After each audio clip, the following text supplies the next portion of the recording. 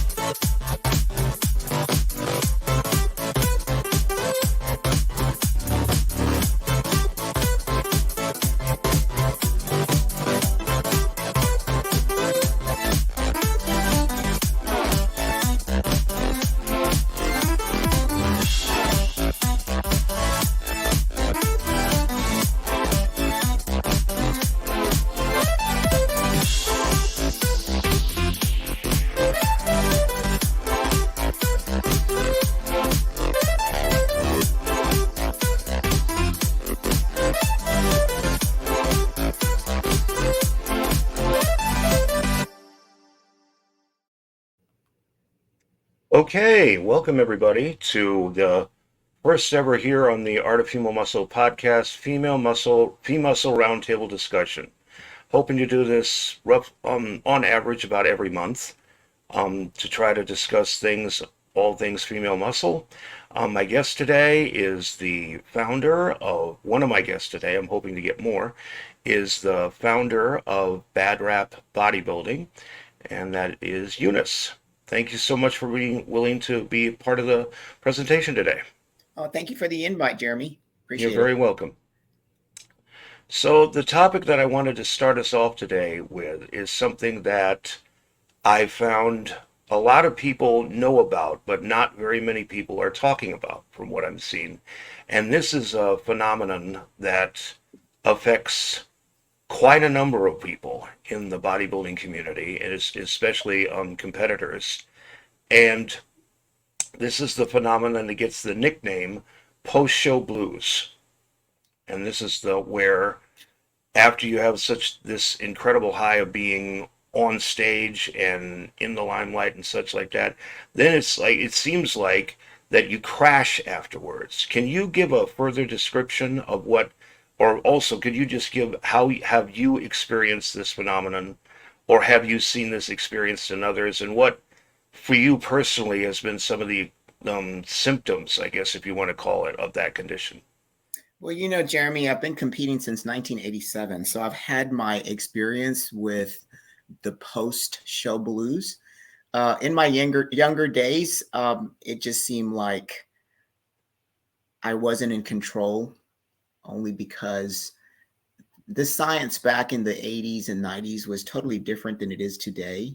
We did things that were probably a little bit more extreme than they are today. We didn't have science-based, nutrition like we do today. We didn't have supplements like we do today. So back then, we even eliminated water out of during peak week for days. Completely?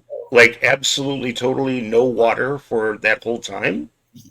Back in peak week, I remember eliminating water starting at least 2 days out of the show. Oh my goodness. Yeah, so there was drastic things back then. One, we didn't have internet, and we didn't even have coaches. Most of the time, we just had a lot of bro science. We did what someone else in the gym had done. So, that was coaching back then was unheard of in the early, mid 80s and even early 90s. I don't think coaching really came out till about 1995. Maybe 1993. I do remember having a coach in 1993 when I trained for the Texas championships. And that was the first time that I had ever heard of coaches now coaching you into shows. But we did some drastic measures back then. One of my shows, I remember gaining 30 pounds within 2 days after my show. Oh my God. And is that from just solid? Do you think that's water retention? I mean, getting water back retention. Yeah, a lot of water retention. That was probably after eating 2 bags of Frito chips because I was so, thirsty for salt. Back then, diuretics were heavily used. So, it's always been it's not it. Bodybuilding hasn't been the most, I would say, healthy lifestyle as far as the last week of prepping for a show. Um, but we pushed it back then just because we didn't know better. So yeah, we experienced a lot of post blues. Mine was mainly with weight gain soon after.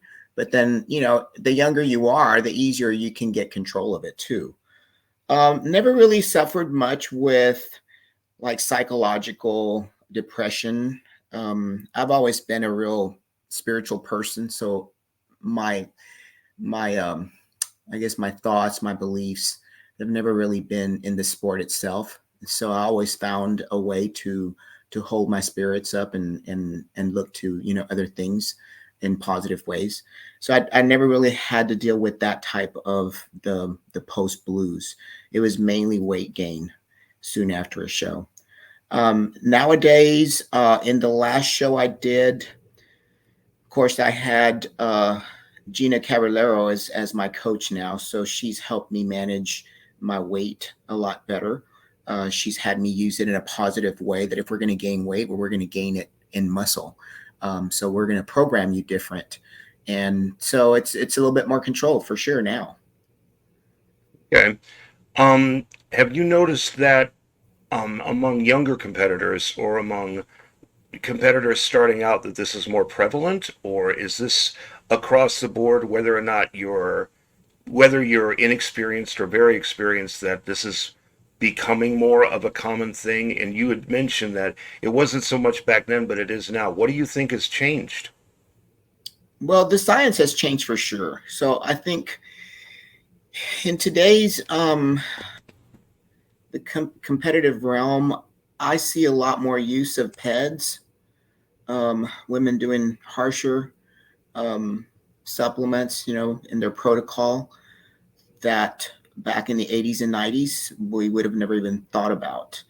Only because the requirements or what they're rewarding now, as far as like extreme conditioning, that was not part of the um, what judges were looking for back then. Back then, they were looking for fullness. They were looking for shape, more symmetry. We were judged in three different parts. So we were judged with symmetry, muscular development, and presentation. And today they've taken presentation awards. So back then we really put a lot of emphasis on our um, presentation on stage, our routines. There was no one who wasn't prepared for their presentation. We took a lot of pride in our routines on stage because we knew that gave us extra points. So if we were lacking a little bit of points we thought with muscular development, we could make it up with presentation. But now there's just two parts to that, and that's we get judged on symmetry and we get judged on muscular development, and presentation is not part of it anymore. Although I still think that judges do pay attention to the way that we present ourselves, our makeup, our hair. Um, so I still think it's they look at that. They may not give us points on that, but being human as a judge, I would think that plays a role. So, would you say because there has been so much of an increase in PED usage over the last 40 years to where we are now, do you think that there could be a direct correlation between that PED use and post show blues from a biological or a chemical perspective? I'm sure there is. I mean, there's changes that happen to your body, soon after cycles end. So that's part of the readjusting your mindset and readjusting the the preparedness. Making sure that that peaking for a show is very temporary and it's the best you'll look. And so if you have it in your mind that, oh, this is what I'm going to look like, and it may last only 2 days, you've got to be prepared for accepting that. So Do it's you all in a way of how you feed your mind prior to your show. hmm, do you on this when you had mentioned coaches earlier, do you see coaches as mentioning this to their clients that, hey, after the show, you may feel this way as the shreds go away and you start putting on more weight after the show, that you may start feeling something like post show blues. Do you think that there are coaches that tell their clients that, or do you think this is something that's absent? I think it's something that's absent. At least it's been absent in the environment I've been in. Um, but then again, I would assume that your coaches know the type of person you are. Um, my coaches know that I'm very experienced and, of course, mature. So I think that the more maturity you show, they feel like you're probably not as, you don't need more direction. Um, I'm I just I'm just surprised that more younger competitors become, or inexperienced competitors, they just become surprised afterwards. Like they're asking, why do I feel this way? And it's just, I think there are people who are like becoming more vocal about this. I know Teresa Vancic wrote a article about this over on Amazon's magazine, but I don't see a lot of other people talking about that. And it's like I'm looking at this situation. Why do you think that is? Why do you think it is that more people don't talk about this? hmm, I have no idea. I know they put a lot of emphasis on reverse dieting, and I think that the emphasis on reverse dieting is their way of saying, okay, this is how we control the post blues. Um, but as far as really trying to focus in on the mental part, I don't see it out there. I don't see anything out there that helps. That's helpful. Hmm. What do you think are some things that can be done to turn that around? Do you think it's like, I realize you're just one person in a big industry and community, but what would be some things that you would suggest, especially coaches out there? I mean, to deal with this situation, to first of all tell them that there is such a thing as this, and then are there any other things other than you mentioned that might be tried to be able to deal with post-show blues? Hmm. There's always ways that competitors can help. I mean, we can start a mentoring program with, Hmm. with, I don't know if it's ever been thought of, but that could be something that could be done where the more experienced bodybuilders who have experience, such as myself, we could probably have like a hotline number or some kind of you know, train to trainer type of system in where people can message, DM, and we suggest things. I'm a certified life coach, and so that's something that I could help with as far as helping someone think, put their emphasis in their thoughts and refocus their minds into something different that still, will create balance in their lives. Because I think a lot of what happens with prepping for a show is you become so, just one minded into just thinking about just the show, and everything else around you seems to cease for momentarily. And so that's part of the maturity that I've reached, in that I've been able to continue having a family life, balance, um, you know, date nights. I mean, those kind of things that are important into of my whole lifestyle, not just a part of my lifestyle. And so, like I said, as I've gotten older, I've managed so well with staying balanced. But the younger you are, the more distractions you have, and it's harder to balance life. That's how I see it. But I would It's think an a peer group could be the answer, or at least helpful to some of our Iron Sisters, or even that's other. an excellent idea.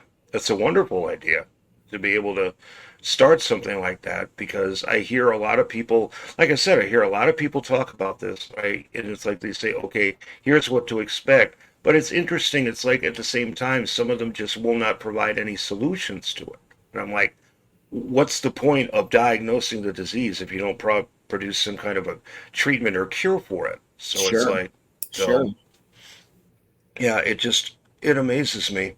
Another topic I was wanting to talk about is something that a lot of people, and not just in bodybuilding, but in health and fitness in general, experience. Sometimes it gets the nickname bigorexia or muscle dysmorphia, and that's where I guess some people call it that because it seems like to be a reverse type of anorexia in that anorexic thinks they're too big, they need to slim down. Bigorexia is they're not big enough and they need to bulk up. How often over the years have you seen that? How often over the years have you seen that happen? I've seen it more happen with the male athletes, not so much the female athletes. Of course, I'm not around. My environment doesn't include competitive athletes. I own my own gym. I've owned it for 33 years. I'm in a very rural part of East Texas. The town I live in, the population is 6,000. Oh my goodness. Yeah. Okay. And the So, county itself sits about 25,000. So I'm one of three gyms in this town. Of course, I was the very first one. And for 25 years, I was the only gym in town, and then came to Key Fob, Anytime Fitness and Snap Fitness came. But I own the most progressive gym in town, most state of the art. Built a new facility 6 years ago, but I actually attract more of, the lifestyle individuals, um, the general population. There's not competitive athletes in my environment. I've mentored several of my trainers to do shows. Um, so competitors, as far as in my gym, that's the only place there are competitors. There's probably four on hand. So I'm not around that atmosphere. So I don't get to see that muscle morphia except on social media. hmm. And that's from what them relating their own experiences with it, or they're talking to you privately about it, or how does that happen? No, I guess it's more of you're just assuming that that's what they're going through because you see a lot of these guys pushing it to the limits and you're like, okay, how big is too big?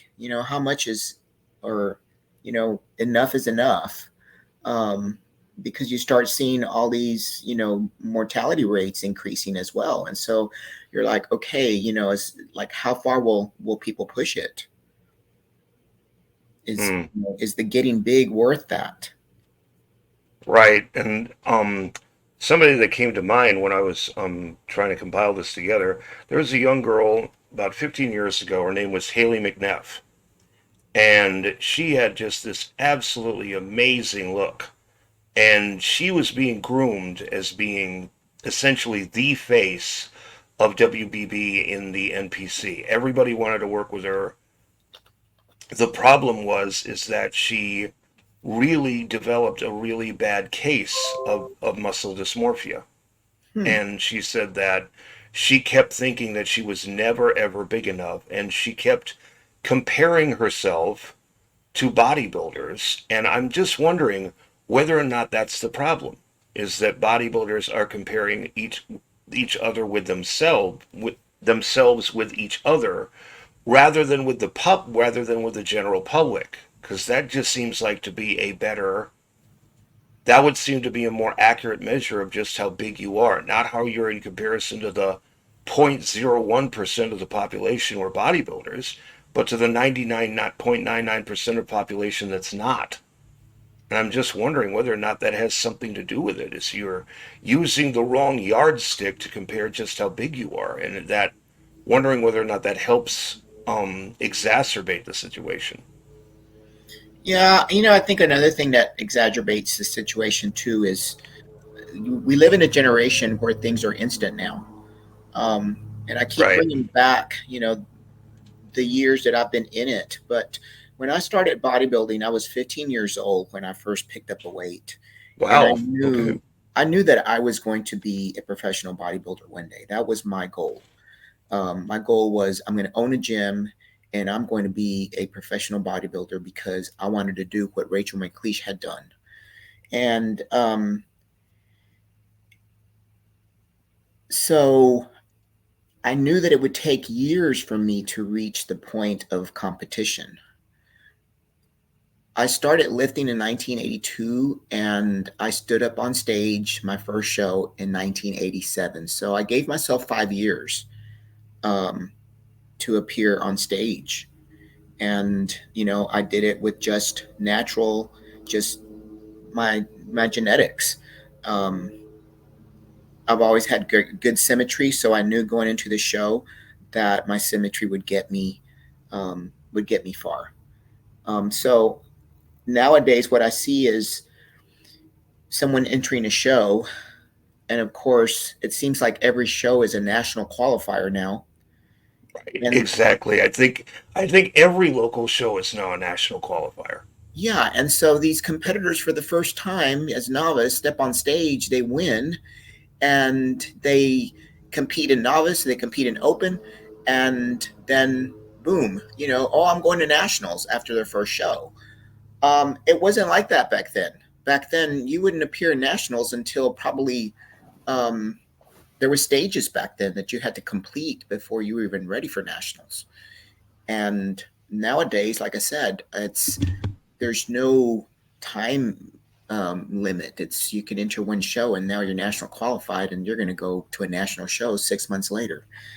So there's too much of that where these kids are pushing it nowadays, wanting instant gratification. Yeah, I agree completely because that was what happened with Haley is that when she developed this really bad case of muscle dysmorphia, she walked away and she said, "To hell with this. I'm done with this. I need to get my mind back in. I need to get my mind back into shape, basically."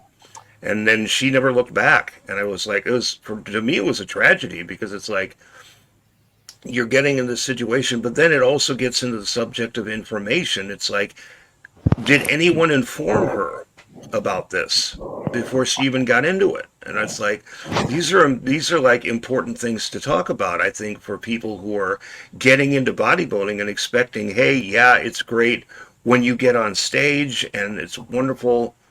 There are positive things about it, but at the same time there's negatives and there are potential dangers to it in terms of both of these conditions. um, a gentleman that both of us know has decided to join the discussion, and that is all the rage George Page. Welcome to the Hey, show, George. George. Ha ha ha ha ha ha. I had to come in as the Joker. Okay, the Yeah, conversation's going to get good now. yeah. Right. Hello, Well, hello, Eunice. I want to tell Eunice something. You are beautiful. But hi, Eunice. How you doing? Yeah, I'm great. it's yeah. We talk about this. Art. We talk about this on my channel often. How people are just not as educated about bodybuilding like they should be. And you remember back in the day, it would be months before you become a pro, but now it's just all you got to do is just do a pro qualifier, and next thing you know, boom.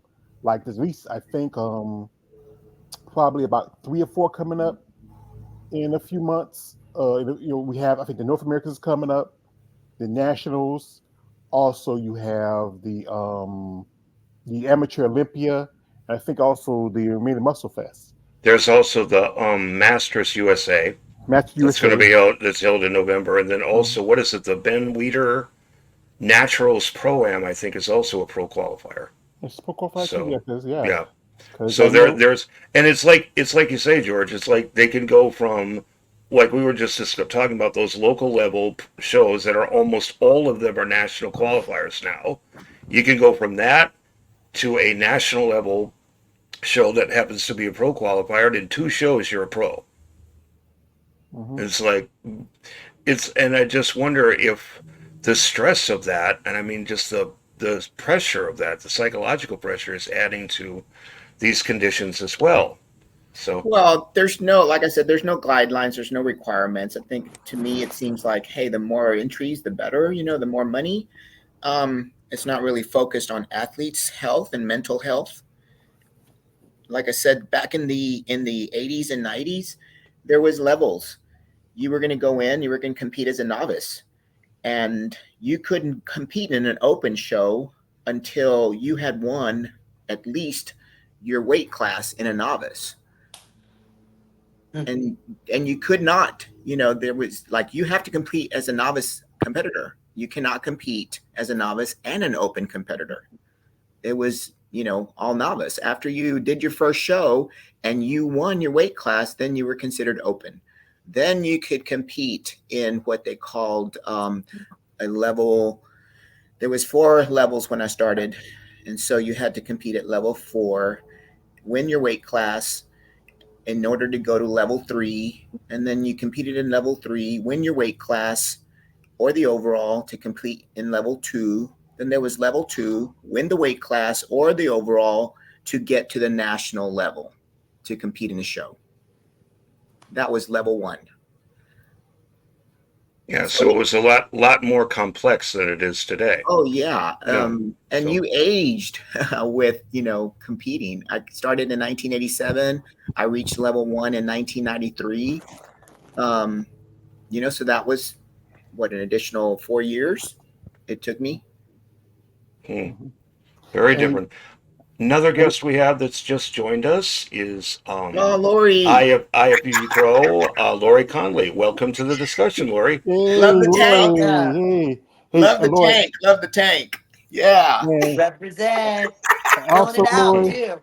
Lori, I gotta tell you this also, Lori. You are beautiful. Ah, thank you. hmm. But remember, So, good so what I examples like, was sorry, I was going to ask Lori just real quick. go What ahead. we've been discussing has been couple of phenomenons. One is post-show blues, Hmm. and I was wanting to know what has been your personal experience with that, if any, and then have you noticed that happening with others, and then also as trying to find solutions to deal with that situation. Eunice came up with the idea of having like a peer group between competitors to be able to like share or to set up like a hotline or something like that if you're experiencing like if you're crashing after a show or something like that. But so I wanted to get your feedback as a competitor. What's been your experience? Um, well, it is when I think you're so hyper focused before shows, especially in the last 6 weeks. The focus is so intense. As you go up the levels, um, that when you do a show, um, you come off that show, and for a little bit, you need to start eating like a normal person.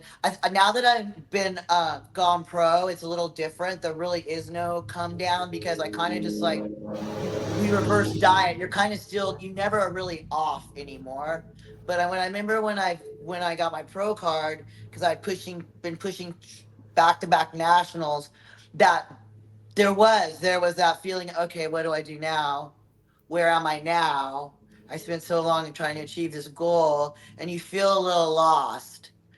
And I think what Eunice is saying is correct. You need to have people that you can talk to about it because um bodybuilding can be a little isolating just in the way that we train and compete sometimes, and you need to know like there's people like Eunice and me, and that you can message people, and because you come off, I think most bodybuilders, are speaking for myself, are so goal orientated that you have like this sort of lost equilibrium when you come off a big show, a pro show. It's sort of almost a little easier as you go pro because you're never off. I go right into reverse dieting. If I didn't place in the top, if I don't place in the top, then okay, then what next? I'm gearing up for another show, so it's a little bit easier to deal with as I move through the ranks.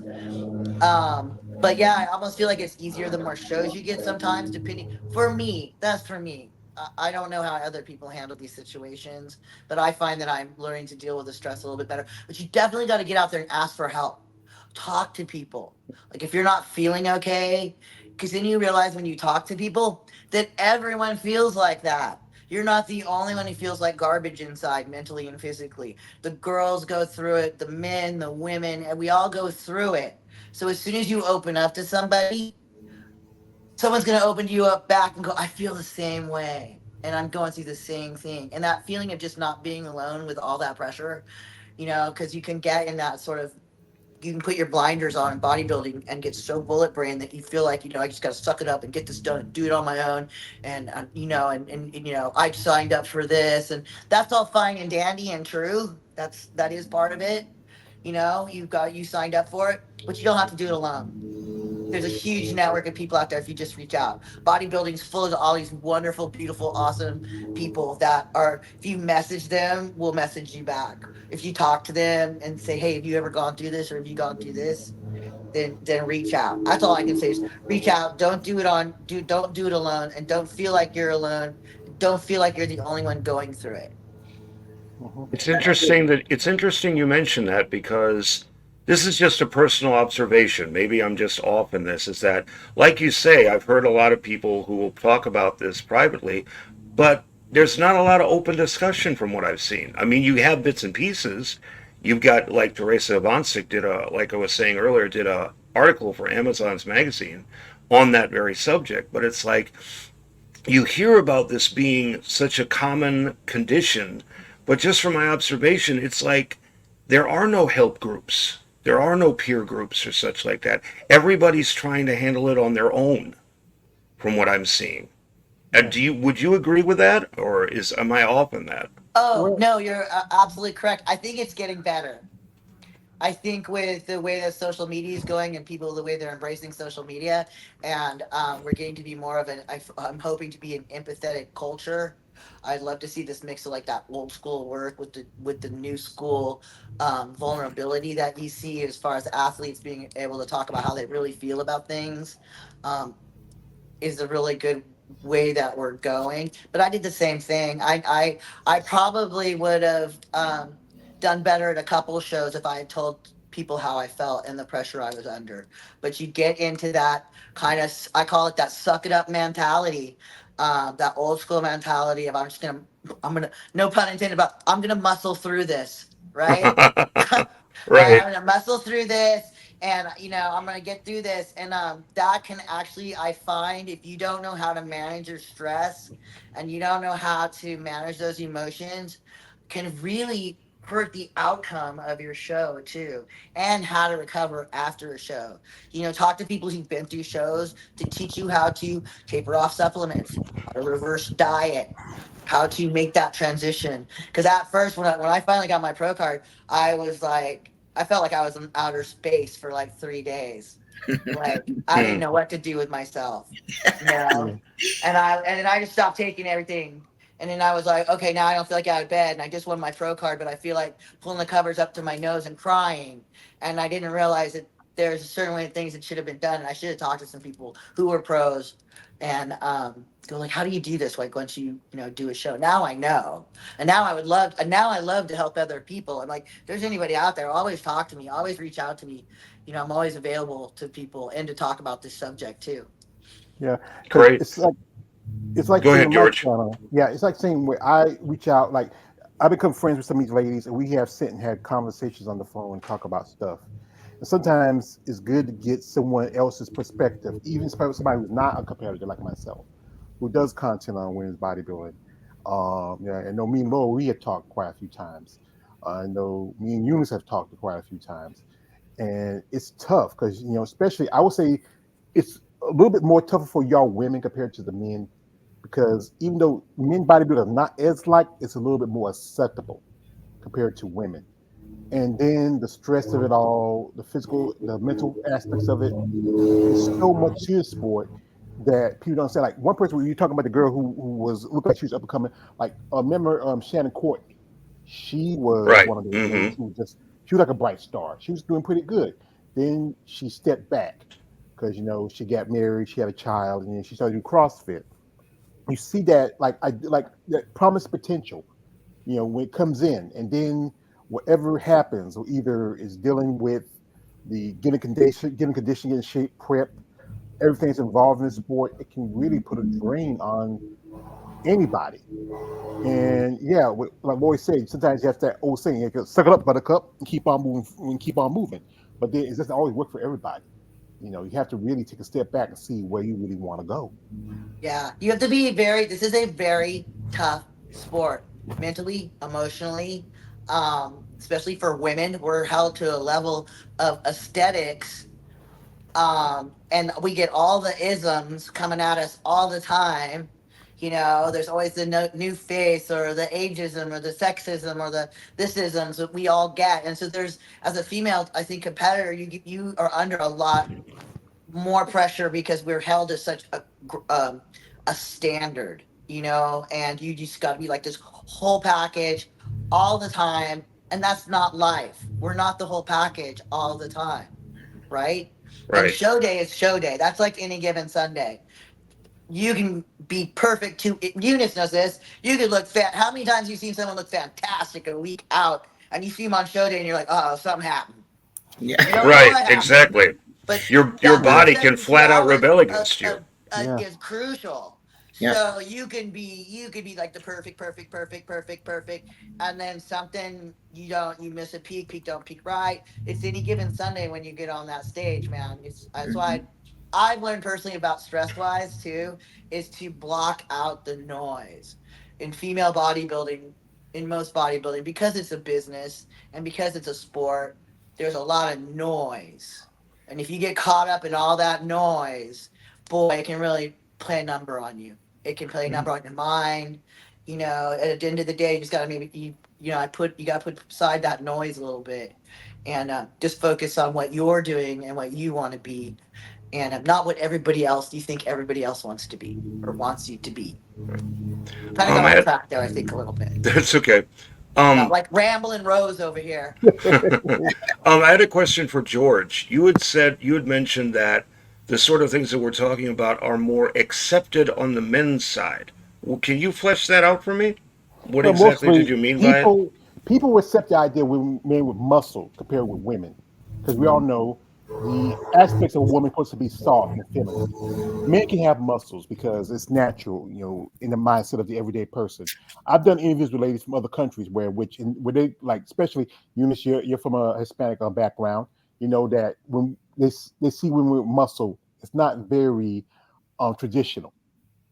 And like, remember you told me a story how your father, he let you follow your dream when we was working with the GM for Richard Place, and and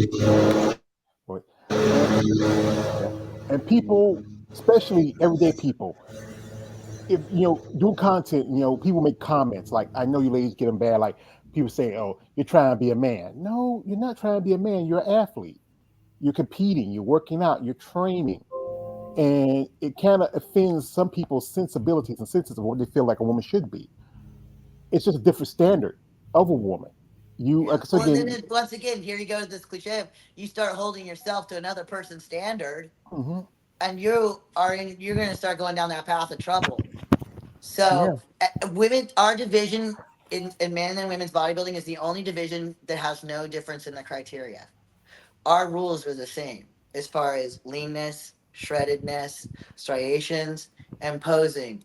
And I respect all the women who push that limit. Everybody be the bodybuilder that you want to be. And damn them if they don't accept you. You be the bodybuilder you want to be. Because I know to get to the limit that some of these women get to is the work that they put in. I mean, to just put on that kind of size and have the genetics to put on that size. How amazing. It's like watching a modern day Amazon, you know? Me, I'm not ever going to be a mass monster. What I would have to do to be a mass monster would probably destroy me in the end. There might be a woman with a completely different constitution who does half that fucking just gets huge, right? And you're just like, bravo. So that's the whole thing. You can't, at the end of the day, you can't worry about what someone else's aesthetic of you is. But Right. isn't I that think, I think that's is where everybody starts to get in trouble because they start talking about, oh, well, I look, you look like a man, or you're supposed to be feminine, or are you supposed to be hard?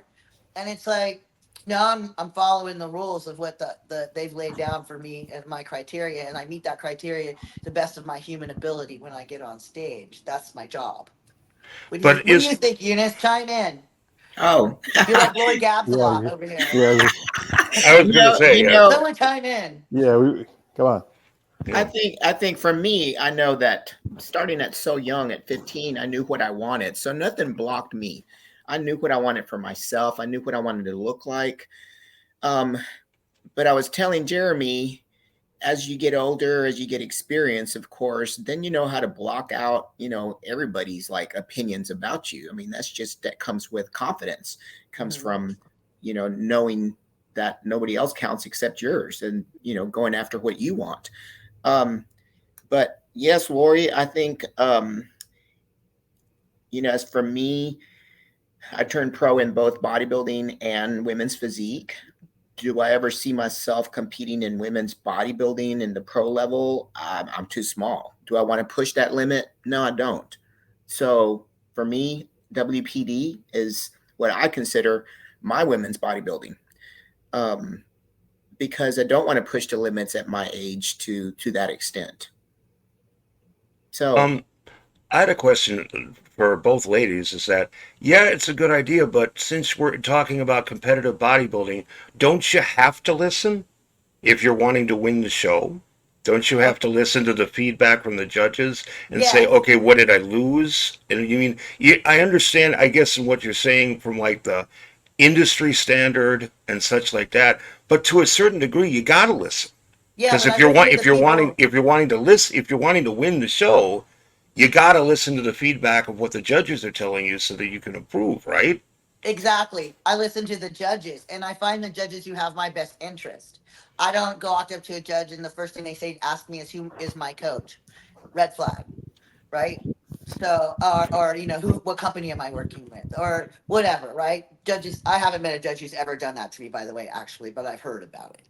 So, but yes, judges' feedback is what counts. They're judging you that day with a scorecard. They are judging what's on the stage that day, not what they saw last week, not what they might see next week, not what they saw on Instagram this morning. Their job is a scorecard to look up on that stage that day and judge you at the best of your ability. And yeah, I always get my judges' feedback. And then I, like Eunice says, with age comes wisdom. With time in the industry and the sport comes wisdom. I know how to read between the lines. You know what I mean? They sort of like confirm what I probably already know in my head, and that needs to be done. But yeah, you do want to listen to industry people, IFBB people, judges, definitely. But I'm talking about just the mass amount of white noise that's kind of put on I see. women Yeah. bodybuilders and physique girls and all the divisions as a whole.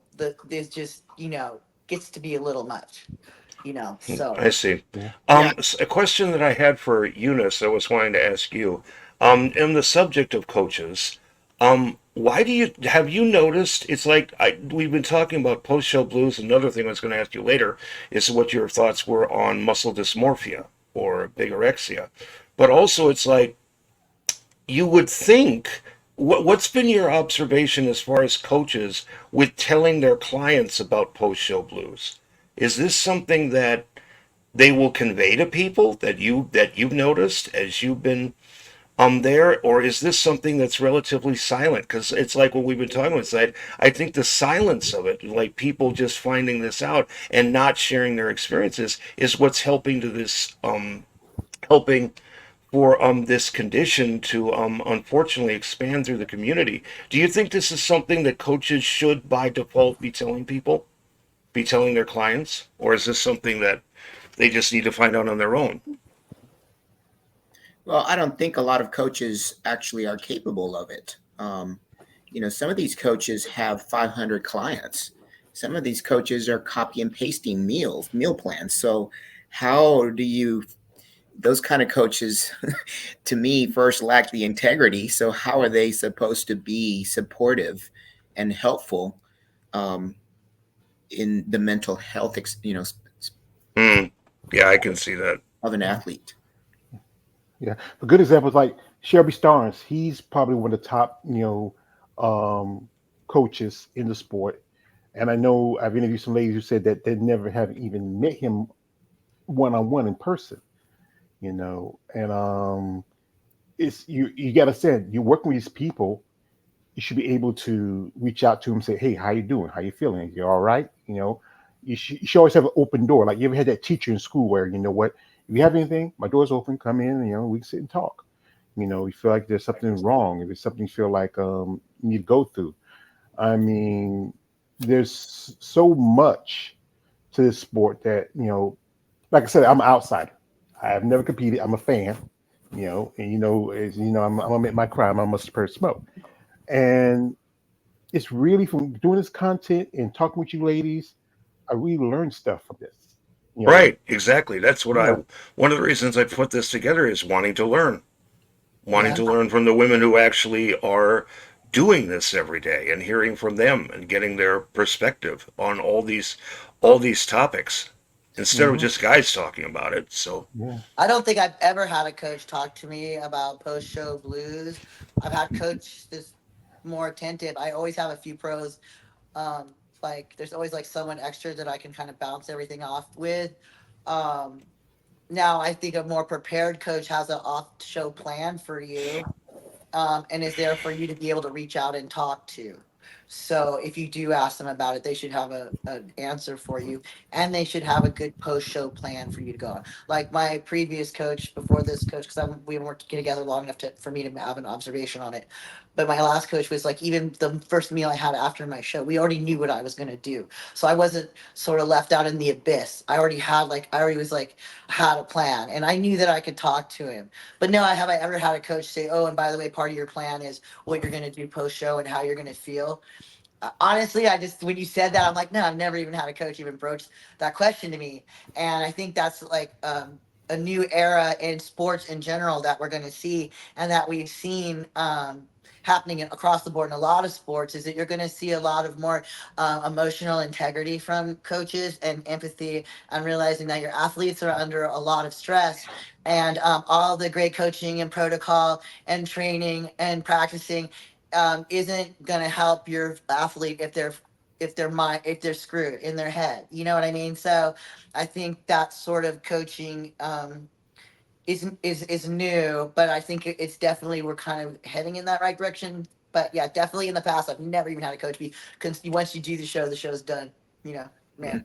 what would you say with what would you say something that Eunice talked about is that you've got these super coaches that have got like 500, 600 clients. It's like she asked the question, how is it that they can be empathetic to like Um, all of these people? It's It's like, impossible. I think that at a right, certain point, the greater popularity takes over, unless you have a team and they're telling you they have a team, right? Or you're just looking for diet and protocol. Some people they do the work themselves. They're training. I've had that too, where I have a food guy, a protocol guy, and a weight coach. But I don't see how these some of these people are doing it all. And as a competitor, I would be very concerned if my coach had like 500 people. I would be like, how are you managing all these people and how are you managing them correctly? And I agree with Eunice. You see a lot of cutting and pasting out there. I call it, they just pass down it's just like a shoot, and then, yeah, there's definitely when you're looking for a coach, there's certain red flags and having too many clients. Yes, that's great that you're good and you're popular, but at the same time, you're only going to be able to manage so much client. I'm a trainer. You can only manage so much client load, right, right? And exactly. before it becomes a revolving door of just people. yeah. Because you have to have. I think that's why I think some of these guys who are top level guys have like people working for them. They have like satellite coaches, the guys who are go out and do hands and hand stuff while they're trying to balance everything else. I mean, it's like being a king. You have to observe and pay attention to your whole kingdom and see how everything is going. But then, sometimes the people can get a little, frustrated because Yeah. they really want you to say, "Hey, I have a problem. Can we talk?" Or just maybe just they need something, very. I think like every so often, I know I send little um affirmations to some of y'all every now and then. Some of them make you laugh. Some like Rocky stuff, because I'm a big Rocky fan, and that something motivates you. And so now I get like thinking back to George. Thank you for sending me that because I think I needed that, especially when you go into prep or your peak. It's your peak week, or you're on your diet. You know you're hungry and you're just hangry. You just need that little something to get you over, to make sure you know what, I can do this. And it's good that hard part also is like friends and family don't understand what you get into. Well, it's Um, also like any support group. The friends and family can only understand to a certain extent. It takes another competitor like Eunice talking to me to really understand, because a lot of what we talk about is still considered taboo, which is why I don't think people talk about it openly, because it's just not talked about openly. So we're not in the habit of talking about this stuff openly. Um, so it's something that you do talk in private with other competitors who actually understand the ins and outs of this sport, which is, I think, is why you have to reach out to other competitors. Um, Families understanding, but they don't understand. They, doing the heavy, like when you, yeah, there's the hunger and the this and the that and the stress. It's like you don't really want to burden that on your family either. They can only understand so much. So having a support group of good competitors like Eunice, all the girls in Bad Rap, that's what we need. We need more competitors supporting, truly supporting competitors emotionally, and helping the new girls get through and be healthy too, inside and out. well, I think that's a great point, Lori, and that the fact that you have this company known as Bad Rap, do that. Set something like that up. Set a peer group up, the two of you, or who else? Like Sherry is also a Sherry Priami. She's also a sponsored competitor with you, right? So it's That would like be really to awesome to get set up like a to reach out group for that's what I everybody. mean. It's Yeah. like for you Yeah. guys to set something like that up because we're talking. It's like do it. I mean, if this really is that much of an issue, I mean, it's easy for me to say do it. I have no idea how you would go about doing that, but it's like just set up something like that by which you can say, hey, if you're dealing with shit post show and you're feeling Or this pre way, show, or or mid show, right, or whatever right, show. talk, Prep, talk. prep, or Yeah. or doing peak week. You know, any of those times is that's like the peak week. I think it's probably most stressful because you're so close to competition and you want to make that extra mile and get ready. And then, like I said again, we've seen women who look in great condition, just week for a show, but then bottomed out because either stress of traveling, stress of Sickness. They yeah, tried something new at the last minute. Change of diet. There's a million things that happen sometimes in the last 72 hours of yeah. a show that no one would ever know about unless you talk to somebody about it. But I just think that no one's used to talking about it. There's legalities involved, so no one wants to discuss anything. There you And go. I so think one of yeah, I was about to start to say about the legality behind the liability behind forming a group like that, in which, what if we do take someone on who has some serious um, issues that needs to be addressed, that needs someone who's in a professional psychological, um, who has the credentials to treat someone. You can get in a liability issue when you mhm. have a company that's formed as an LLC, where if something happens on based on maybe some advice that you were trying to do, or maybe not taking them as serious, that's something you have to think about as well. So Too, Mm. yeah. Maybe Yeah. just being more of a listening, and you just general. And if I, you can, if someone's having a serious problem, then and then letting them know that they need to either see a sports psychologist or maybe a regular psychologist, Right. because Yeah. yeah, but I understand what you're saying, and there's just the legalities of the sport, and that I don't think a lot of people want to talk about openly on a forum, but they would like mhm. to understand more of the ins and outs of some things, and there you can give, but I understand you as a company you wouldn't want to. Do you want to get involved in anything like that, because that just takes one person to, like you said, if someone, God forbid, took themselves out or something, and it could be horrible. Right. That's But it's true. like it's just, see, that's hard. It's like you want to reach out and you want people to reach out to you, but how do we do it without doing more harm or helping people? That's the thing. When you start Um, Right. something, you start out with good intentions, and it can get twisted later on. Sure can. And yeah, and like something like a AA version for bodybuilders, where you sit and you talk and you have somebody who's there who's one thing I think would be good is somebody who is a psychologist who was a bodybuilder, who understands what y'all went through, because it's a lot easier to with somebody who knows the ins and outs of the sport. They can share their thoughts, their experiences, and then help you with the your clinical stuff. That could help. But like I Well, said, that's not a another people. thing too. That's why a lot of times, if like I would prefer like I've had some performance issues in the back. I've been an athlete all my life, and I always believe, at least if you're an athlete, to go to a sports based psychologist, because they understand, especially someone who's actually been in sports. Like there's a lady out here who's in Santa Clara. She's a 4-time Olympian triathlete, and she's a psychologist. Now there's someone who understands some pressure. I'm like, okay, this is a lady who might be able to help me, right? So that I think that's, as an athlete, going to see another a sort of a psychologist who isn't like a sports psychologist is sometimes I would direct. That's what I would do, or if I'm having a problem, where I go. Because especially if they've been an athlete, it is. But you have to think about AA and NA and those groups. They're not companies. They make it a point to be autonomous, unmentioned, and those sort of things, because they are dealing in that circle of self-help, right? So like you said, you're an yeah, you can't, you don't, as a company, if you have any sort of company or business, you don't want to get involved in anything like that. That's It's, true. That's true. I didn't think about that. yeah, So yeah. That's the thing. That's the thing. Is anything you can get sued for anything nowadays. I mean, there Yeah, 'cause was. it wouldn't even be the person, it could be the person's family. Yeah, because you remember was that I remember was it long ago? Remember that guy who was on Jimmy Jones? His family sued the guy that sued Jimmy Jones because the guy that killed him, because they put him on the show together. But that's nothing to do with Jenny. It was his choice to kill the guy. If he wasn't attracted to you, you didn't want to be. If you weren't interested in him, then say, hey, no, no, leave me alone, and I'm not interested in you. Or you just you made that choice to pull that trigger. You gonna blame somebody else for that? And all it did was just this guy reach out to say, I want to talk to this guy on your show. And I know you feel embarrassed about it, but here's the thing: you can't blame the talk show for it. They're their show, their entertainment. I have You a know, question for Eunice, to like sort of on topic.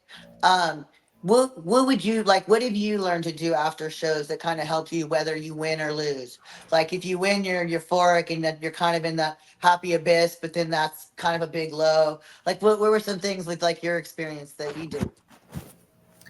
Well, I was telling Jeremy when I first started back in 1987. I mean, all we had back then was bro science, so there was no. Someone else uses bro science. I mean, there was nothing there to help us like come off a show. And the younger you are, the crazier stuff you do. You can't wait to go, just eat crazy, which, has changed. My mindset now is okay, I'll allow myself a little cheap meal. And just like you said, your coach has already pre-planned it. They already know what you're gonna do right after your post show. So mentally, I was telling Jeremy, I feel like I have now that I'm older, I have a very balanced life.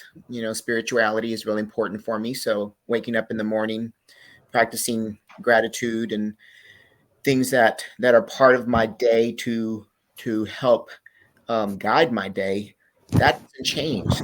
That's part of my routine. I think things that are part of your routine that aren't cardio, that things associated with bodybuilding, that's what helps me to come back after post show, is that those are still there for me. And that's where my spirit is filled. You know, bodybuilding is is my sanctuary, but as long as I exercise, I don't have to be getting ready for a show um, in order to feel good. And life goes on for me. I don't have a real problem with adjusting. Yeah, that's In good. fact, I kind of look forward to it because I'm like, okay, I get to spend more time with, doing this or doing that. Hmm. Um, so I don't really have a problem now adjusting. That's good. Yeah, I agree. I think now I actually appreciate all the different phases of bodybuilding itself. So I do appreciate that post phase where you get to just breathe a little bit and relax and enjoy. And if anything, bodybuilding has taught me, and post show energy, I'll call it, has taught me, is that I learned to really appreciate the things that I was deprived of when I'm on prep. Yeah. So I Such as appreciate such being as able to food.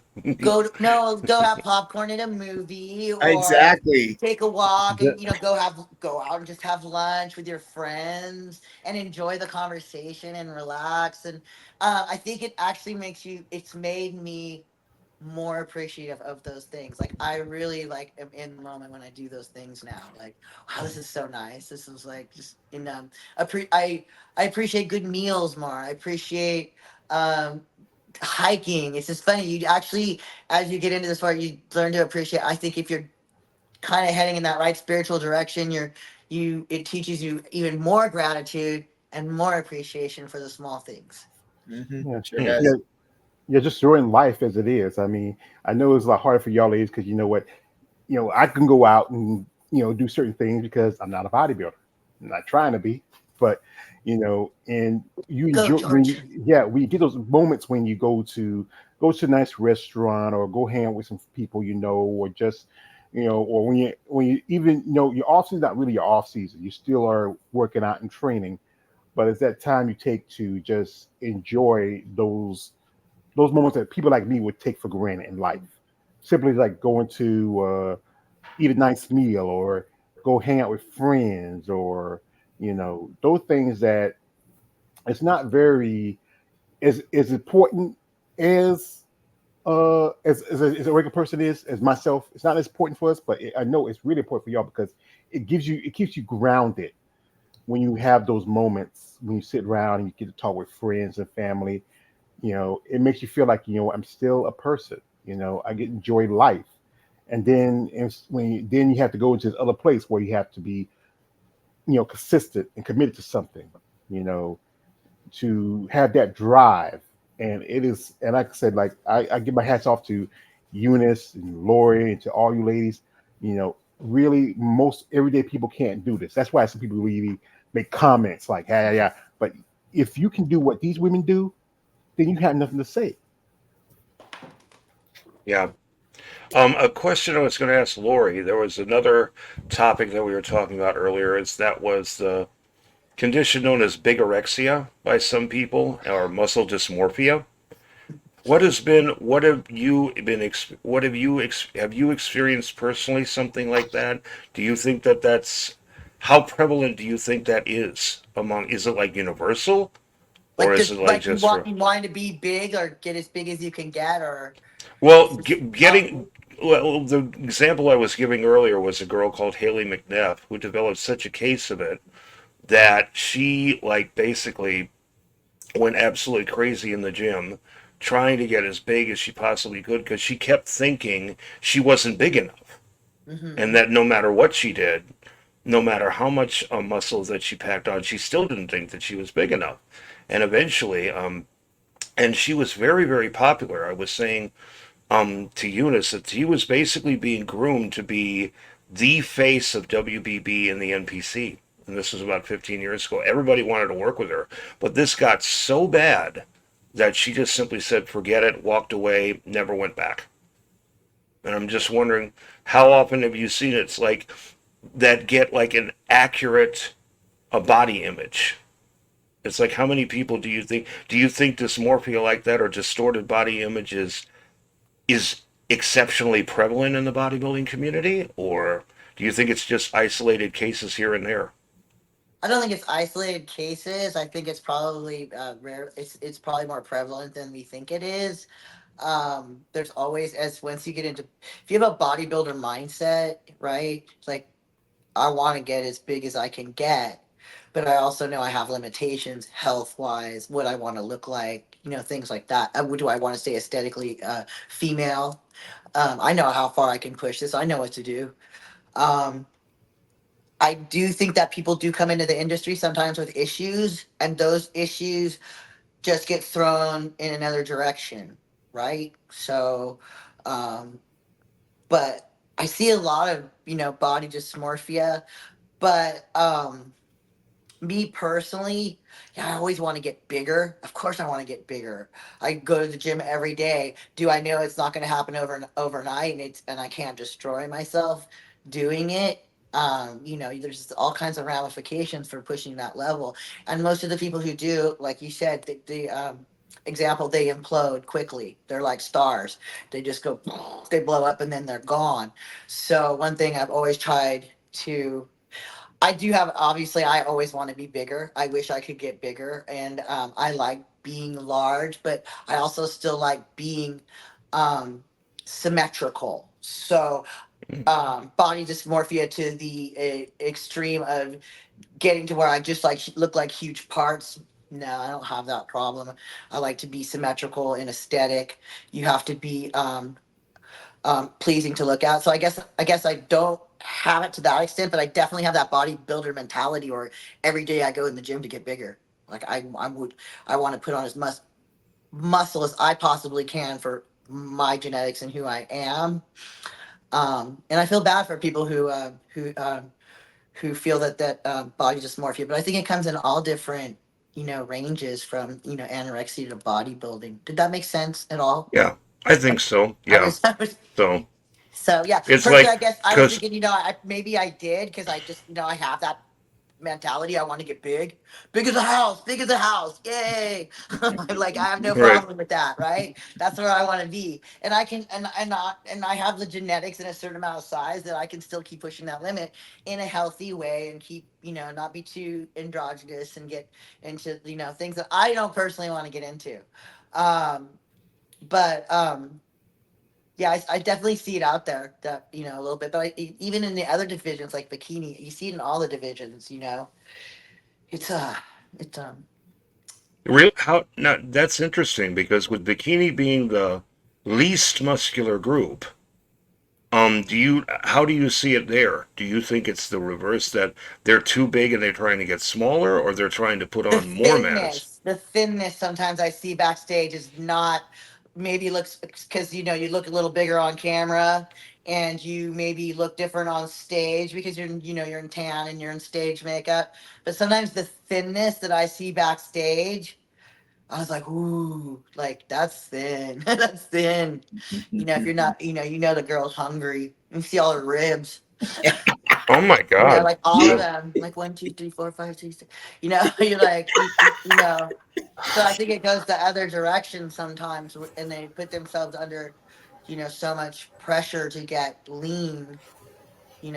It's almost Hmm. like us. It's like the opposite extreme of being a bodybuilder. I'm trying to get big as a house, and she's trying to get as lean, little teeny rib cage as she possibly can at Hmm. any And, cost.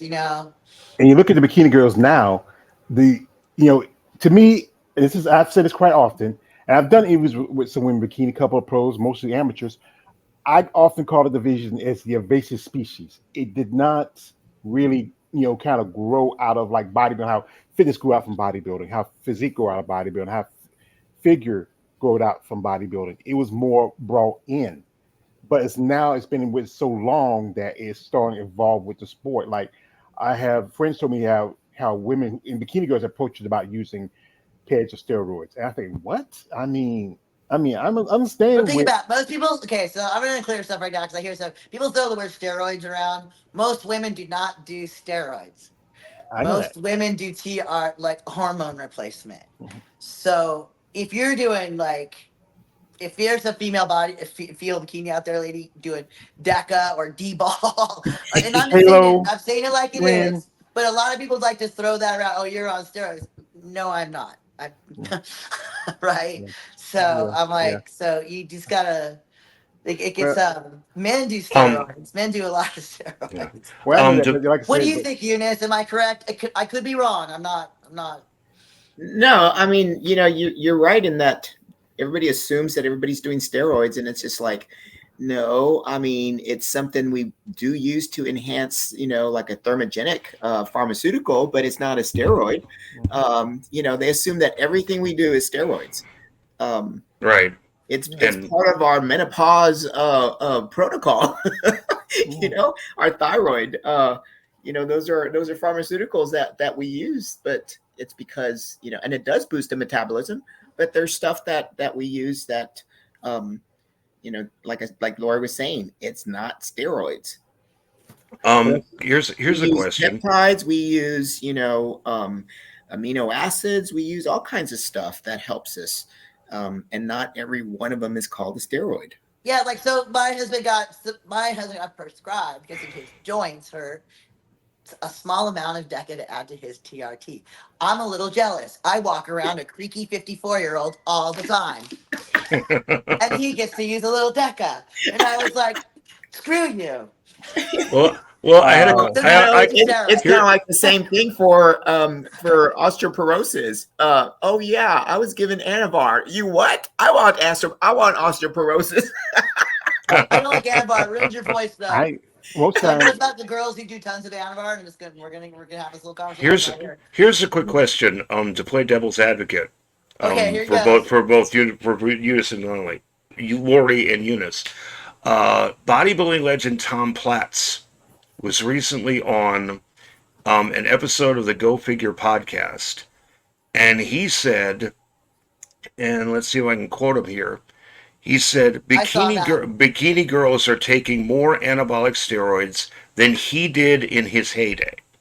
I have And no so doubt and, that's he, and true. he's seeing that. So it's like if people are not taking steroids, how do you respond to him? hmm Well, we could get into the science between what is actually a steroid and what is a TRT and what people are actually taking, but I do agree with him. I just think that there's a lot going on, and it's the bro science. Like bro science has taken over a little bit, and it's damaging people. So I was trained by old school bodybuilders who did a third of the fucking gear and trained twice as hard and ate three times the food and did minimal, right? But they're also Right. doing men's stuff too, right? Stuff that Tom Platz would probably use. I would never put in my body. Um, but I do think that these girls are be given a lot of bro science, and it's doing a lot of damage, and it's destroying their voices. And there's it's you. I mean, so this is my joke with hormones. I'm postmenopausal.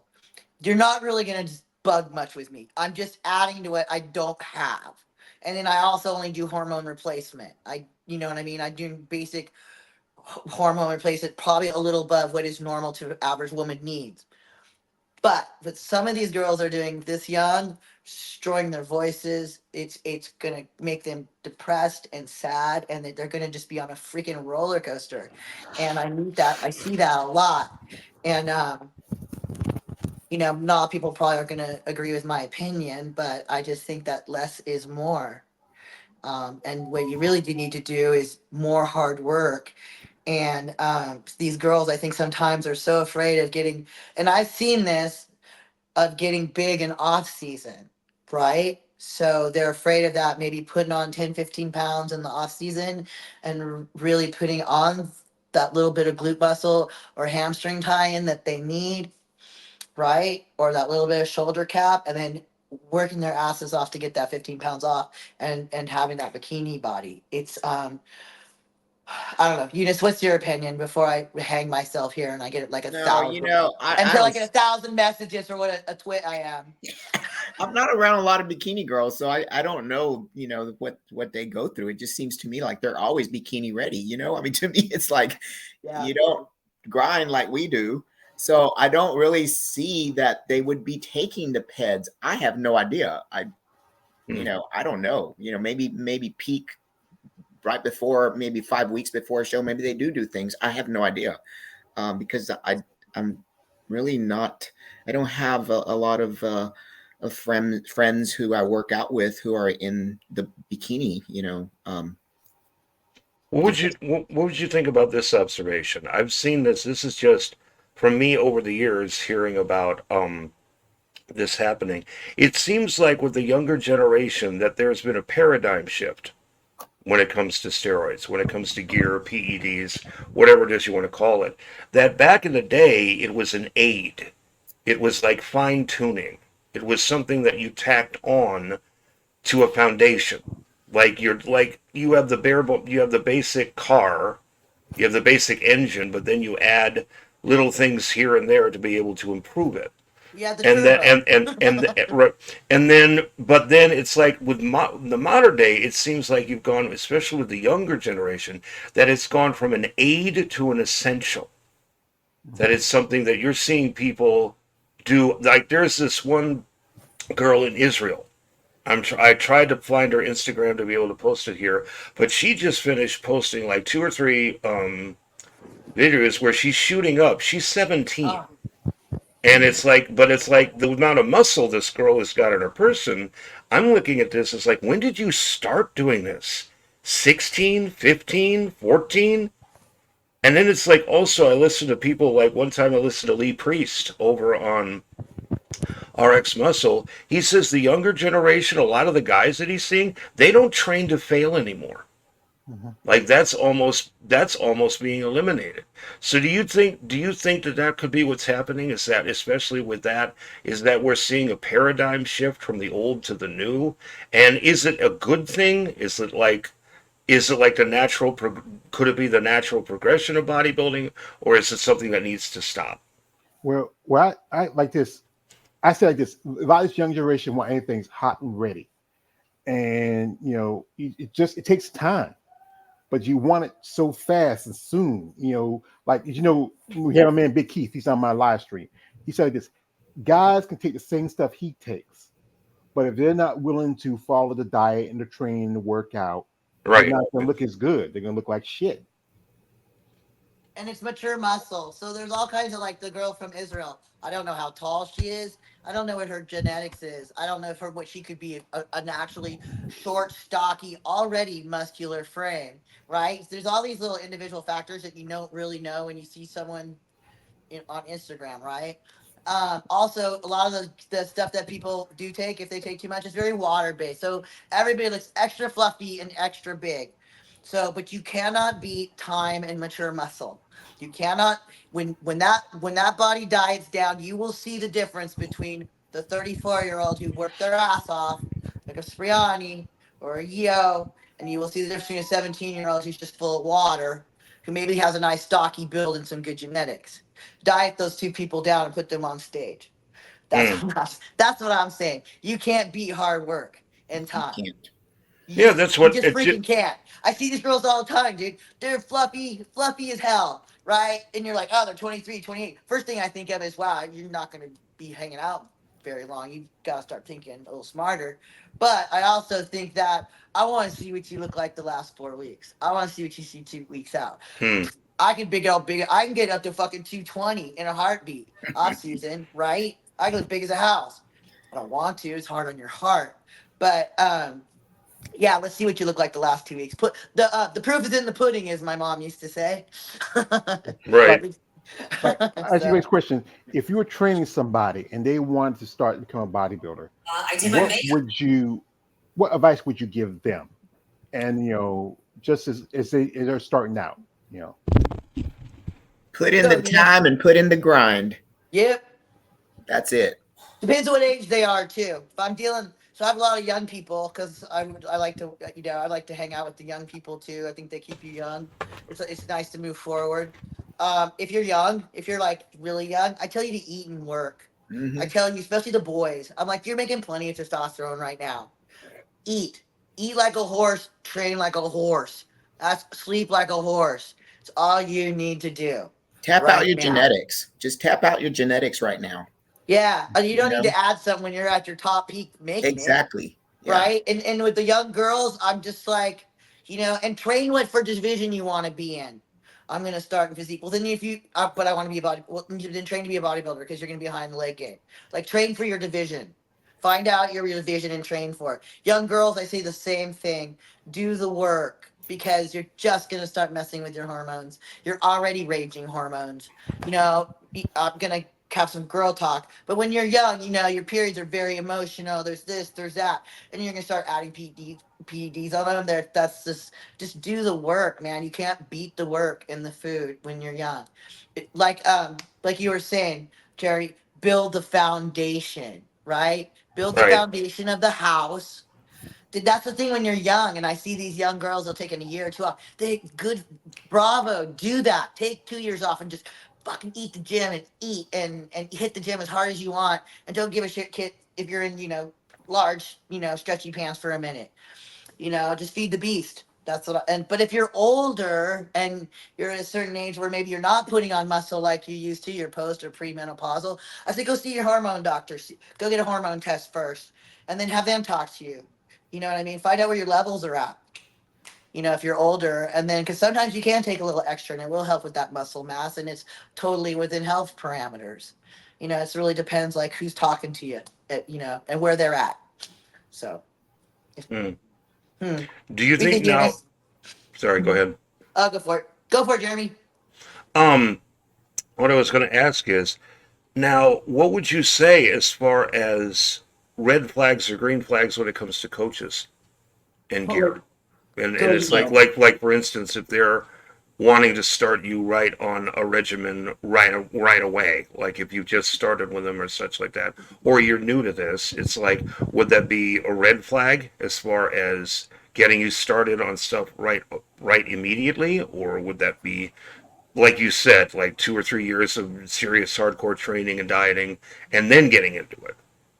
So how would you if a coach? Because what was that?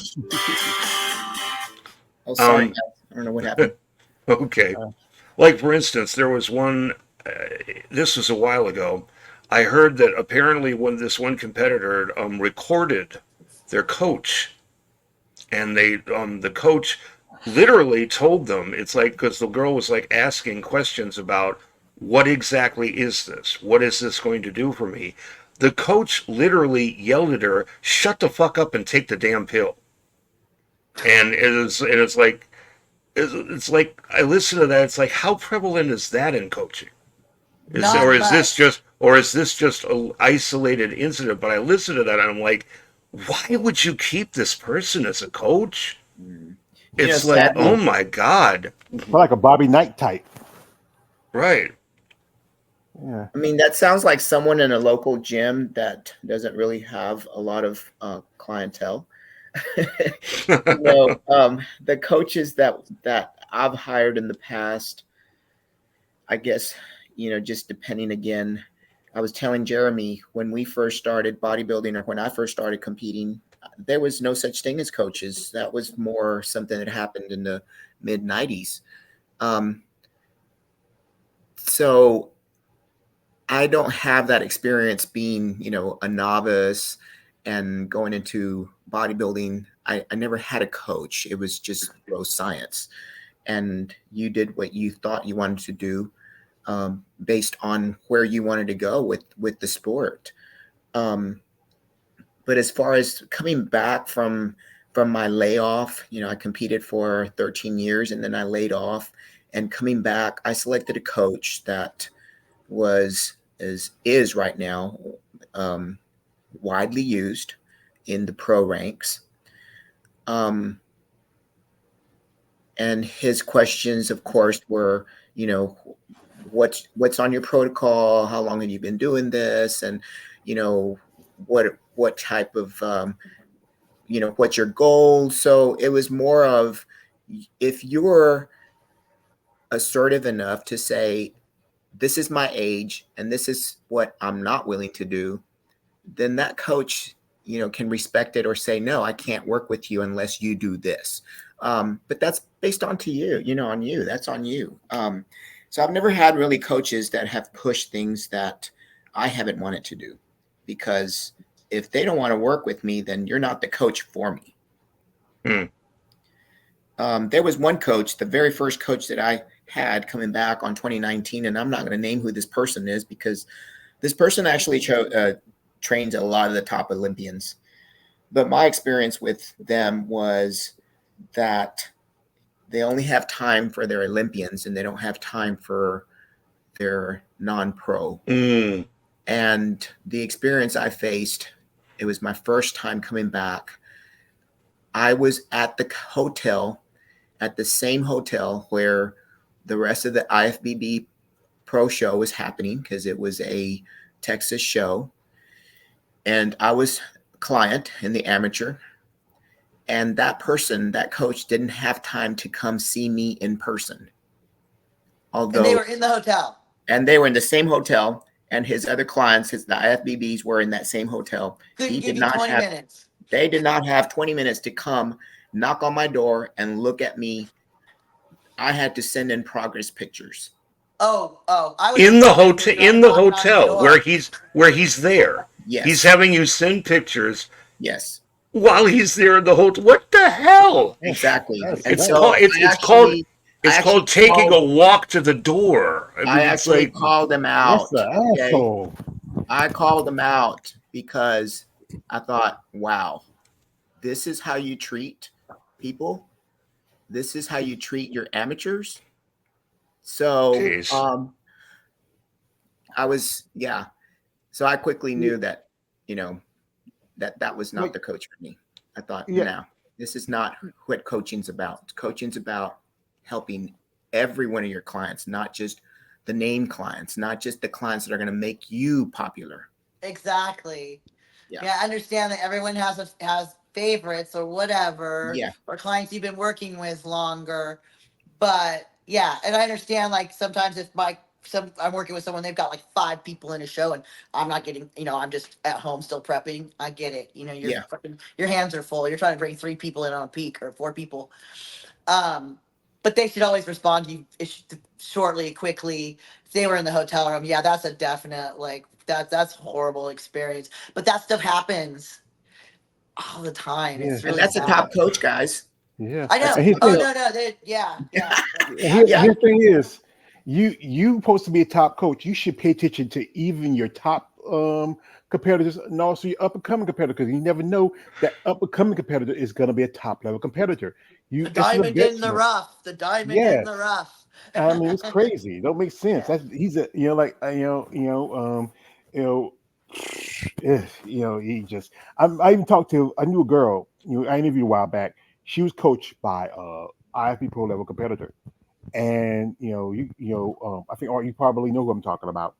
And he was given the same cookie cutter plan given to one of his male bodybuilders, and she's a figure competitor. And you just can't give them the same plan as you do with the bigger guys. Figure's a different division altogether. Even though you look at division now, it has evolved. In the last few years. Like I'm talking with some people we just like a couple of girls saw at Tampa Bay Pro. It's one chick. She looks like she should be going over to physique, where her body's developing, growing. I think you might one. She's from Canada. I'd have to look. I did see the Tampa show, but I'd have to double check and see. I have to take off, so I wanted to say bye to everybody. All righty. Well, thank you for coming. All right. Thank you for being here. I love you, Jeremy, and thank you for letting me be on, and I'd love to do it again. You're very welcome. All right. I will send you the invite when you do it next. Sweetie. Love you. Yeah. You're always welcome on my channel. Bye, sweetie. I got you, George. All right. Yeah. But it doesn't make sense where you're supposed to be focused on your athletes. You can't. I understand you're focusing. Yeah, you have to pay attention to your top stars because they're your bread and butter.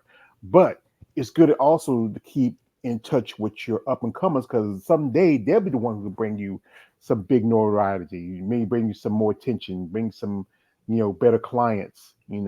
Especially I think it should be important.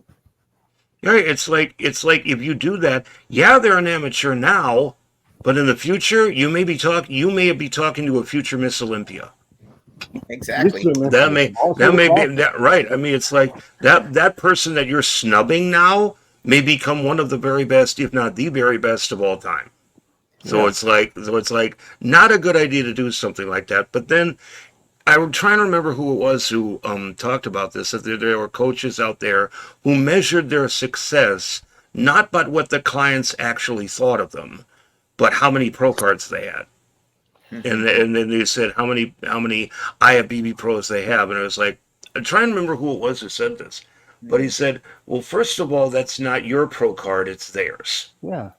And it's like they're the ones who earned it. They're the ones who worked for it. You may have guided them, but they did the work. But also to measure your success by a pro card rather than how your clients feel or what their actual health is like. I mean, is another matter entirely. And it's like, it's worrisome when you see coaches out there that actually will do that, but then it's like you talk to, or you hear from some of the people who were under them and said, well, they really weren't. It's like the concern was the win, not necessarily how I was feeling or how what my health was like. There was one girl, George, you may know this girl. She's in Las Vegas, and she goes by the name Marilyn, Oh and yeah. she had a really bad experience with a recent coach where she posted on her story this guy had her on a regimen in which she was taking 14 substances simultaneously, Yeah, I know what you're and it talking was about. and it was like, and she is trying to come back from that, but it was like, because she finally got rid of him, but it was like, it's like Tom Platt said in that recent Go Figure podcast episode. He said, we're seeing science experiments on stage now Mm. Hmm. among people. Yeah, and you're risking your life and your health because you got to think about it. You only do this sport as long as you want to do it. When it gets to the point where it's so, like as I said again, this sport is physically, financially, mentally draining. I often said this. And like I say, for you ladies, it's very expensive Yeah. because and my saying, you ladies, these guys got to get a pair of banana hammocks and board shorts, while you ladies, the money you got to put into to compete. Not only just your paying your coaches, you got to pay this person for your posing. Then you got to buy a suit that's gonna cost you about maybe almost as much as you pay for your car insurance or a car note, and there's no benefit to it. Like, as you know, the Texas Pro's coming up this weekend, and that's probably the biggest payday outside Olympia for women's physique. And then at the end of That's the that's the one yeah, with Sarah Villegas's special award, isn't it? yeah, she Yeah. put up $15,000 first place. Then she's and these people talk about Sarah, but Sarah is putting her money where her mouth is, especially for her division. She says she's flying out new pros who want to come in. She's paying for that. That helps. She they always, I think one guy even put some money for best poser. You know, I mean, those little things help. It gives you that incentive if you want to compete.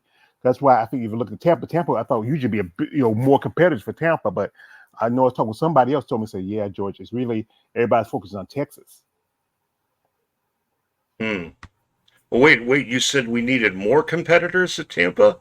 No, no, Those, no, no. I dude, thought those were no, stacked no, lineups. no. Well, for figure was a stacked lineup, but for physique, it wasn't stacked compared to Chicago and compared to Atlanta. It was like I feel like 15, 16 women for that show. You got to count some of the master club, but they didn't compete in the open part usually. But that show usually be really stacked, usually over 20 competitors. But because Texas has such a big incentive this year with the $15,000. Right. We all know who's going to win that show. That's Zama. I had no doubt she's going to win Tampa. I was surprised that Christina beat out Michaela because I felt like Michaela was going to win it. But that's the thing I say about judging. It's about what they see in front of them. And I know Michaela won the Atlanta. I think it was Steve Weinberg was the same judge at Atlanta. But then come Christina, who has that. I remember people telling me, "Say George, she has that more feminine aesthetic. She's very, she's a little bit. She has that good amount of muscle, but still have a little bit of that soft feminine look that they want to see in women's bodybuilding." Yeah, it depends on the show because Michaela won the previous show. I'm trying to remember which one it was. So I Atlanta. mean, they rewarded her there, Hmm. and it's like then, but then I guess when it comes to comparing her with Christina and such, I guess maybe that was the case. Let's see. I'm trying to think of anything else to talk about because we've done so much here. So trying to think. Well, if like I said, how about what's your predictions for the Olympia as usual? I try not to do predictions anymore Uh, because like I've said before actually on your show, I mean, like was mentioned earlier, it's like your prep can go absolutely perfectly all the way up to the day of the show, and then hours before you take the stage, your body can say, nope, I'm done, and Yeah. something can shut down. Like I was mentioned on your show, Diana Cadell.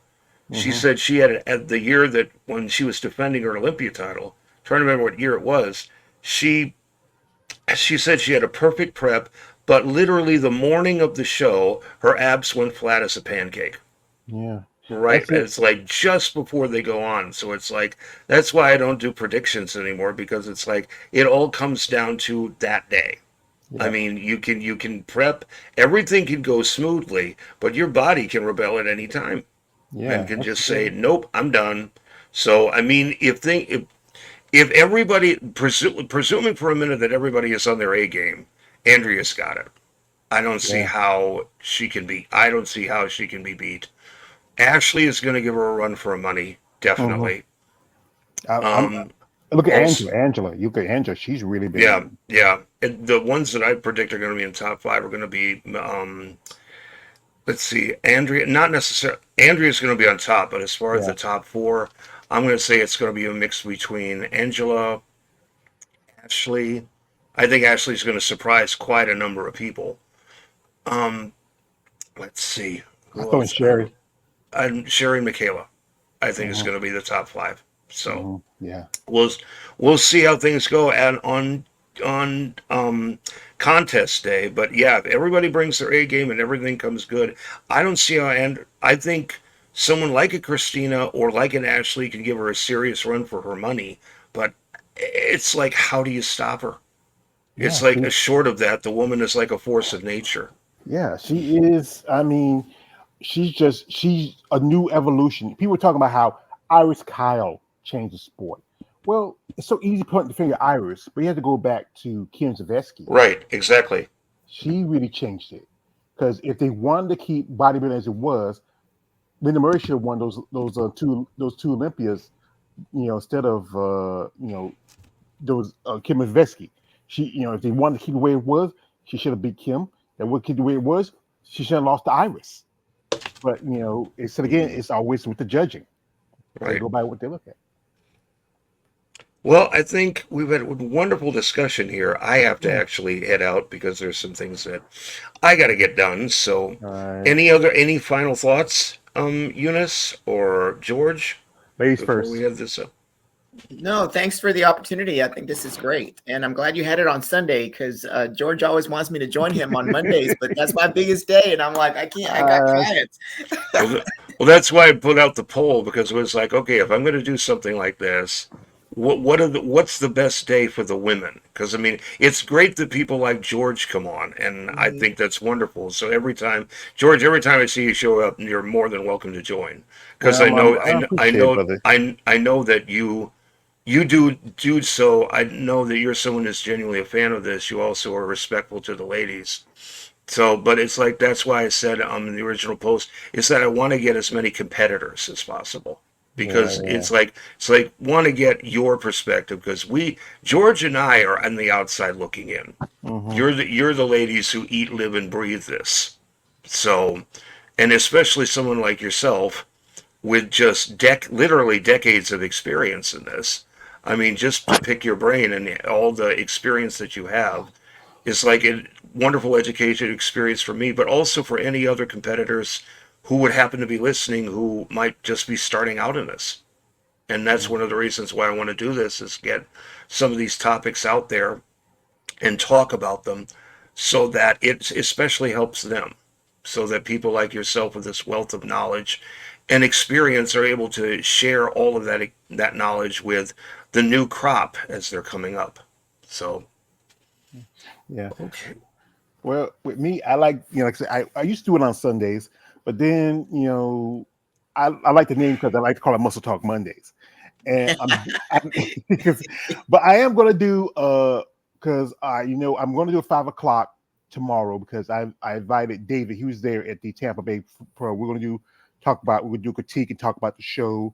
He was there. He was boots on the ground. One of these days I got to go to a show. I'm thinking about once I get my car out of the shop, I still got that car to worry about. Yeah. you Hey, know, The car. George, yeah. I have a good name for your Sunday podcast. It's called Sanctuary Sunday. Oh, that's pretty good. Yeah. But yeah, Jeremy, Art, you appreciate you because always that's why I always leave my door open for anybody who wants to come in. I let people know, hey, if you want to come in, I understand everybody's busy, but this is as an outsider and the family, and also be respectful. And by saying so that it may not be the '80s, but I'm still down with the ladies. That's why I do that because y'all Well, ladies, yeah, I will y'all ladies. Go ahead. I'll definitely be there for Muscle Talk Monday tomorrow because I was finally able to get to see a second show with the Tampa Pro this weekend. Mhm. So so that's I know that's going to be your topic for that. Yeah, yeah. But I do So appreciate you coming through, and it's great art. Anytime you just you got my my IG, just shoot me a link, and I'll be happy to come on here anytime you need me. Sundays, I got nothing to do, but I'm working on some stuff. I got some videos got put out and cut, and that's why I use Sundays for that because that's the day where I got nothing to do. I'm at home most of the time. I got to do some shopping because it's the first of the month for me. I got to do some shopping, pick up some stuff tomorrow, and I got an interview to later this evening. I had a couple, but one lady had to drop out, and I'm working on with some ladies I'm trying to get some ladies to come in here because I try to tempt you because I'm a particular type of criminal and I love anarchy. hey, speaking of which, have you seen the new Joker Deux Trois? Or I'm trying to remember what the other title is. Oh, you mean The sequel to the musical? the sequel to the Joker. It's supposed to be a musical. I don't like honestly. I never liked the Joaquin version. I've seen the movie, but Really? yeah, I honestly Okay. All right. I really love Heath. He just Right. took I me. get it. I just love Heath. Anybody after Heath, I mean, I grew up with Cesar Romero. I grew up with Jack Nicholson. But anyone Right. after Heath, I just, Jared Leno, that was a big disappointment. And, I heard it's gonna be a musical. Lady Gaga will play Harley Quinn. I don't know. It's just, Okay. I'm just gonna be on the fence on it right now. My old time favorite is still Jack. Yeah, So yeah. so I would like to see Deadpool versus Wolverine. I've seen some stuff here and there. I like to see that oh yeah, that apparently is blowing up. So one. Yeah, yeah, because yeah. you finally get to see Wolverine in his cowl. Yeah, he goes They all out actually this time. right. So all right. Well, thank you both for coming. It's been wonderful discussion. I hope to have many more in the future. I'm like I said, right now I'm hoping to do this on a monthly basis because Yeah. that's what I'm able to have time to do. So thank you both so much for willingness to come on, especially you, Eunice, because it's like we want to hear your positions on a lot of things and hear your wealth of knowledge and experience. So thank you both so much for being here, and for everybody who happens to watch this, thank you for coming to the Femuscle Roundtable, and Well, thank hope to you for see you the again. invite. And I love Mhm. what you're doing. The more we can expose bodybuilding, female bodybuilding, the more we educate people. And of course, topics like this that aren't discussed, um, perhaps this will be a place where we can all come again. Maybe it becomes our sanctuary on Sundays. Mhm. There you go. Yeah, and Art, my saying, you never have to. I know. Yeah, you never have to. Thank you. You never have to. All right. Well, thank you very much. And that'll be it for this episode. All right. All Thanks, right. guys, and take care. All right. See you Okay. around.